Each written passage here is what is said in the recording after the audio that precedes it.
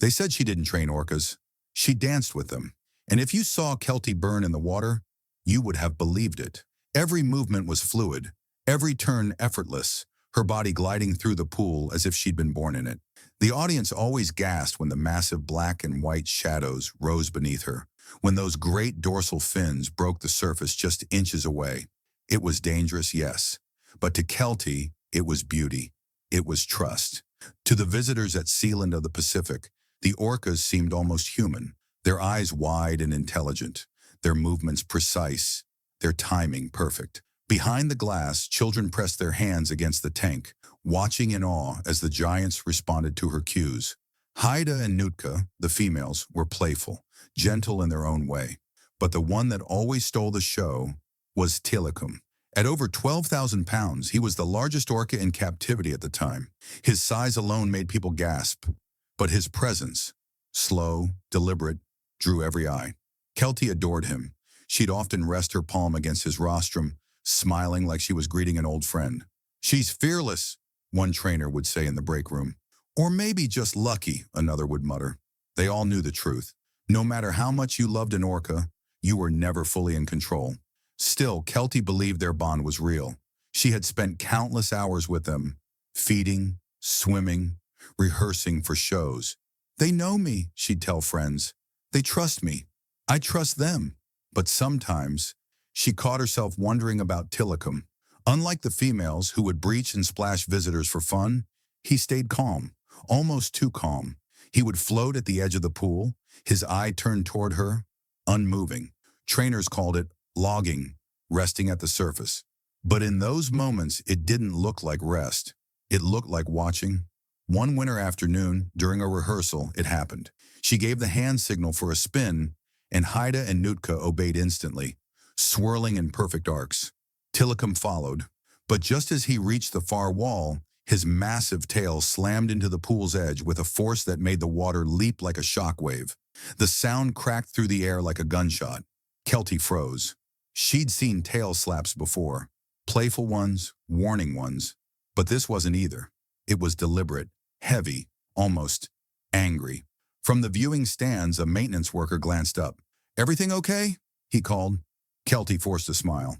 "Yeah, just a little extra energy today." But inside, her heart was still pounding. She moved through the rest of the session with a careful calm, never taking her eyes off him. Tilikum swam as if nothing had happened. Later in the staff room, she mentioned it casually. "Tilly hit the wall today, hard." The older trainer, Steve, looked up from his clipboard. "Happens sometimes," he said, but his tone was quieter, more careful. "Just remember, still water doesn't always mean it's safe to swim." She laughed it off, but the words stuck. That night, after the final show, the stadium emptied quickly. The air smelled faintly of fish and chlorine, and the hum of the water filtration system was the only sound left. Keltie walked the deck, checking that everything was secure before heading out. Haida and Nootka drifted together near the far wall, their movements lazy. Tilikum was in the center pool. He didn't move as she walked past, didn't lift his head, didn't swim away. He just floated there, black and white against the pale blue water, his left eye fixed on her. She stopped, smiling faintly. "Good night, Tilly." No response, no movement, just that unblinking gaze.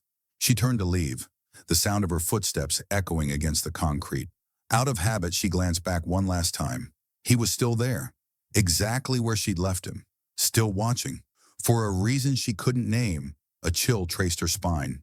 She shook it off. It was nothing. But as she walked through the exit doors into the cold night air, one thought followed her into the darkness. A thought she didn't want to admit had taken root. Maybe, just maybe, she had mistaken stillness for peace. Weeks later, she would think back to that moment, the silent pool, the unblinking eye, and wonder if it had been a warning she had failed to hear. It started small, so small she almost convinced herself she imagined it. But the weeks that followed turned small things into patterns, and patterns into something harder to ignore. Tilikum was changing. During rehearsals, Haida and Nootka swam to their marks the moment Keltie signaled. But Tilikum, he lingered. He'd hang back in the far corner, his massive body cutting through the water like a silent blade. Sometimes he didn't come at all until she called twice. "He's just slow today," one of the younger trainers said. But slow didn't feel like the right word. It felt deliberate. One afternoon during a routine back dive, Keltie's foot slipped against the slick pool floor. The audience seats were empty, but the splash echoed loud in the stadium. Her body tilted off balance, legs kicking up instinctively. And in that heartbeat of disorientation, she felt it, the sudden pull of water at her side. When she looked down, Tilikum was there. Not meters away, not at a safe distance, but right below her. Close enough that she could see the tiny white scars on his rostrum. Close enough that the force of his passing brushed her legs. She steadied herself quickly, lifting a hand to signal him back. He didn't move right away. For a moment, he just hovered there, his eye fixed on her like a spotlight in the dark. Then slowly, he drifted away, disappearing beneath the shimmering surface. Later, she brought it up to her supervisor. "He's swimming closer than usual," she said, and not in a playful way. "It's different." Her supervisor barely looked up from his clipboard. "He's just curious, Keltie. Don't overthink it." But Steve, the older trainer, happened to be walking past. He stopped, his voice low enough that only she could hear. "Don't mistake stillness for peace," he said. "Sometimes it means something's about to happen."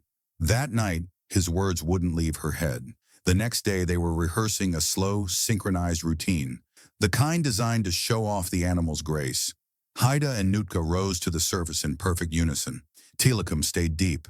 She could see him, a shadow moving along the bottom, circling wider than usual. Then it happened, a sound she had never heard before. It wasn't a splash. It wasn't the sharp click of echolocation. This was deeper, stranger, a low, vibrating rumble that seemed to come from somewhere inside him. It traveled through the water, through the deck, through her. It made her chest tighten, her ribs hum. She froze, every instinct telling her to step back from the edge. "What is that?" she asked quietly. One of the newer trainers shrugged. "Maybe he's just talking." But it didn't sound like talking. It sounded like a warning you didn't understand until it was too late. That night, Keltie's sleep was restless. She dreamed of sinking into cold, endless water. She could feel the weight of it pressing in, hear the muffled thrum of something massive circling her. She saw three shapes, black and white, moving just out of reach. Every time she tried to rise toward the surface, they cut her off, turning her back into the depths.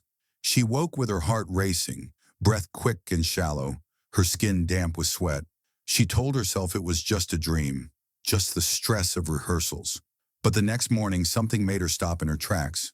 The pool was quiet when she walked in. The water was still, pale blue in the morning light. She followed her usual routine, checking equipment, scanning the floor for debris, until her eyes caught on something she hadn't seen before. Right where she normally stood during their most popular trick, there was a mark, a deep, jagged scratch in the pale surface of the pool floor. She crouched down at the edge, staring at it. The shape was unmistakable, like the drag of something heavy, powerful, sharp enough to scrape concrete. Her mind flashed back to the way Tilikum had hovered close to her, the way his tail had slammed the wall weeks before, the rumble that shook her bones.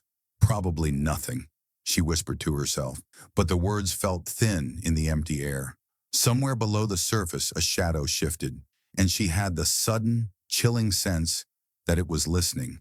In the days ahead, that shadow would stop keeping its distance, and the line between rehearsal and something far more dangerous would start to blur. It was the kind of afternoon that felt too quiet. The seats were half empty, the chatter of the few guests soft and scattered. The water lay calm, broken only by the faint ripples from Keltie's brush as she scrubbed a section of the pool floor. She liked these moments, the stillness, the space to breathe. Haida and Nootka swam nearby, their clicks and whistles echoing gently off the stadium walls.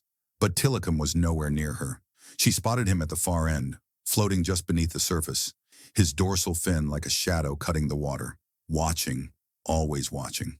She turned to see Haida's sleek head break the surface, followed closely by Nootka, both moving with an energy that made her smile. "Hey girls," she said softly, tossing them each a fish from the bucket. Then came the pull. It was sudden, violent, and so strong it felt like the floor had dropped out from under her. Her right leg jerked backward, the force slamming her against the water. In an instant, she was under, the cold swallowing her whole, bubbles roaring in her ears. She kicked hard, breaking the surface for a split second, gasping for air. "Tilly!" The rest of her cry was cut off as the pull came again, harder this time. From the deck, shouts erupted. "Rope! Get a rope!" Someone banged the side of the pool with a metal pole, the sound ringing out like an alarm. But the water had changed. It didn't feel like a pool anymore. It felt like the ocean, vast, wild, and no longer hers. She twisted under the surface, and through the blur she saw him. Tilikum's massive head, inches away, his dark eye fixed on hers. And then movement on both sides, Haida and Nootka closing in. She surfaced again, coughing. The guests were on their feet now, some with cameras in hand, unsure if this was part of the act. "It's not," she tried to shout, but her words dissolved into a choking gasp as water flooded her mouth. Haida surged past, the wall of her body pushing Keltie sideways. Nootka rose from below, the updraft of water spinning her around. They weren't biting her, but they were controlling her, penning her in. She tried to swim toward the wall, but it was like swimming through moving glass. Every stroke met resistance. Every attempt to reach the edge ended with another surge of muscle and water pulling her back. From above, someone threw a rescue rope. "Grab it, Keltie." She stretched for it, fingertips brushing the line. But before she could close her hand, a force yanked her down again. Her ears popped from the pressure. Her chest screamed for air. She kicked, twisted, fought to rise, but the shadows moved with her, blocking every path upward. In that dizzying blue, her mind clung to one desperate thought. Don't inhale. Don't give in. She broke the surface again, but barely.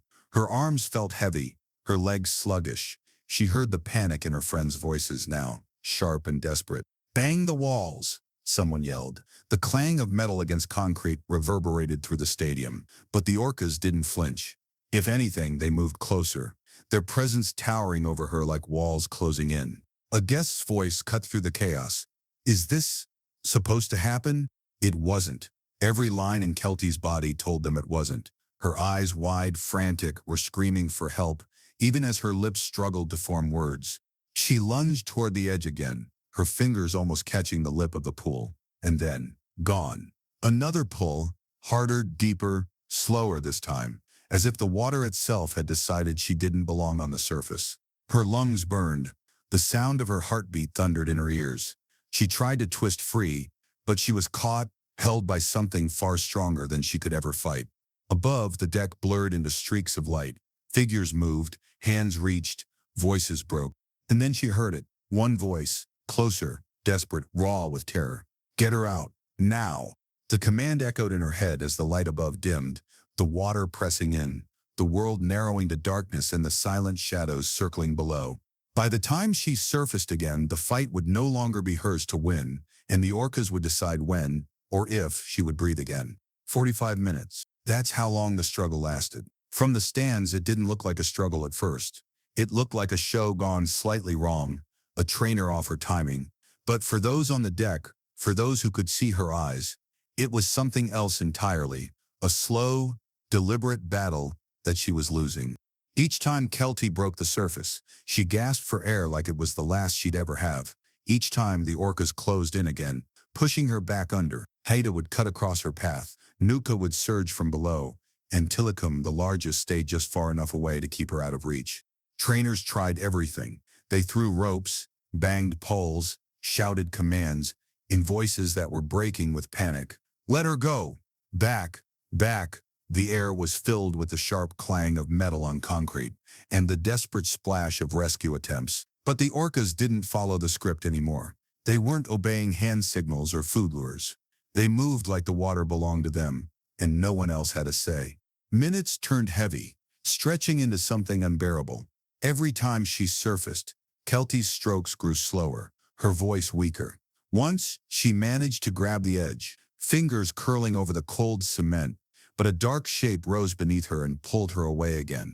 From the viewing area, a child's voice rang out. Why won't she get out?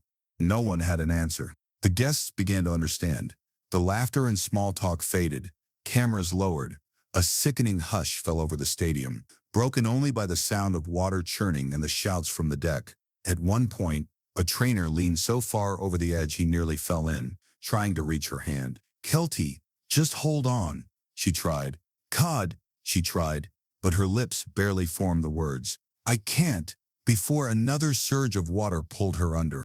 And then, nothing. The surface stilled, the ripples fading into a glassy calm. The three orcas floated quietly now, their dorsal fins slicing the water like black blades. Tilikum hovered in the center, a shadow beneath the blue, holding her just out of reach. When they finally let her go, it was too late.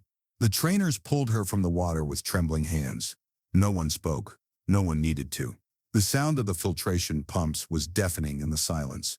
The pool that once rang with applause and laughter now felt like a tune. In the hours that followed, chaos took over. Emergency crews arrived. Statements were taken. The guests were escorted out, their faces pale, eyes wide with the kind of shock you don't shake off. Investigations began almost immediately.